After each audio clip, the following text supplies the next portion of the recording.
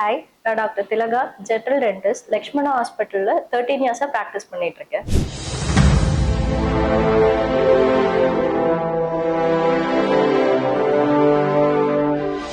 எல்லாரும் கேட்கறதா டென்டிஸ்ட் கிட்ட வரும்போதே ஸ்கேலிங் பண்ணா எனாமல் போயிடுமா, பல்லு பிரஷ் பண்ணா அதிகமா தேஞ்சு போயிடுமா, அந்த மாதிரி கேக்குறீங்க. பட் அந்த மாதிரி இல்ல. ஸ்கேலிங் வந்து ஜஸ்ட் ஒரு அப்ரேஷன் ப்ரொசீஜர் தான்.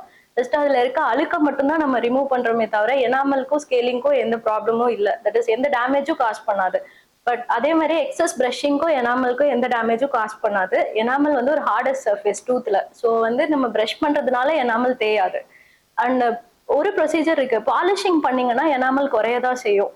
அது வந்து கெமிக்கல்ஸ்லாம் யூஸ் பண்ணி பாலிஷ் பண்றதுனால எனாமல் குறையும். அதுவுமே எப்படின்னா ஆஃப்டர் 3 மந்த்ஸ் எனாமல் ரீமினலைஸ் ஆயிரும். ஸோ அந்த ப்ரொசீஜர் பண்ணிக்கலாம். பட் ஆஃப்டர் 3 மந்த்ஸ் அதுவே ரீமினலைஸ் ஆயிரும். ஸ்கேலிங் அண்ட் டூத் பிரஷிங் அது ரெண்டுமே வந்து எனாமலை வந்து குறைக்காது, எரோஷன் ஆகாது. தேங்க்யூ.